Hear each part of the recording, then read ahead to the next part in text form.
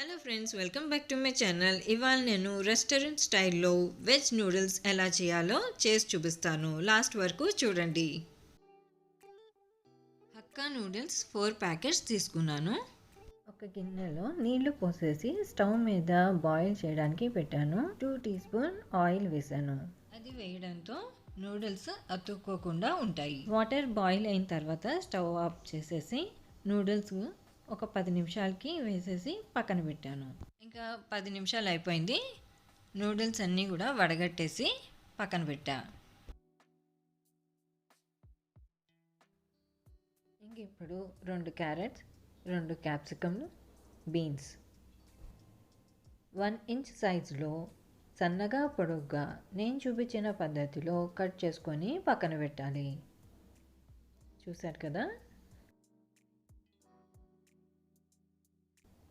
Beans కూడా నేను చూపించిన పద్ధతిలో కట్ చేసుకోవాలి.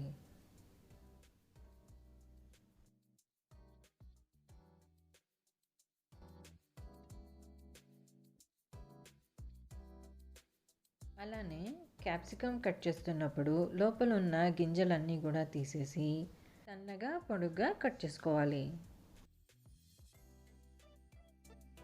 ఇష్టం ఉన్న వాళ్ళు కావాలంటే క్యాబేజ్ కూడా ఇలానే ఈ పద్ధతిలోనే సన్నగా పొడుగ్గా కట్ చేసుకొని వేసేసుకోవచ్చు.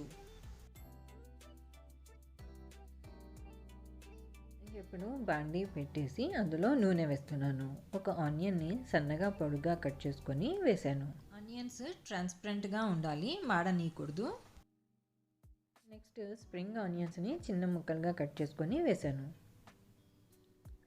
2 teaspoon ginger garlic paste,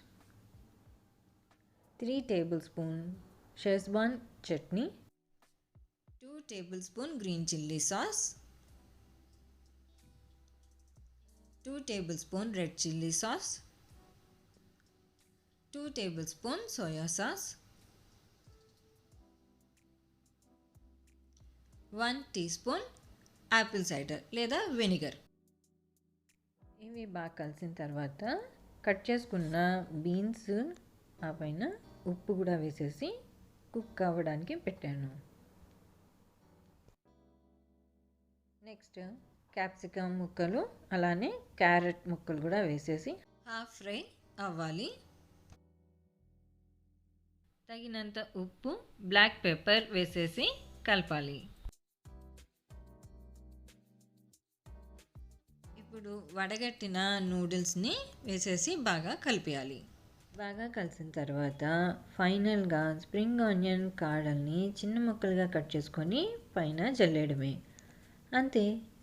restaurant స్టైల్లో వెజ్ నూడిల్స్ రెడీ అయిపోయింది. సో నేను చూపించిన పద్ధతిలో ఒకసారి మీరు కూడా ట్రై చేయండి. నా వీడియో నచ్చితే లైక్, షేర్ అండ్ సబ్స్క్రైబ్. మళ్ళీ వేరే వీడియోతో కలుస్తాను. అప్పటి వరకు బాయ్.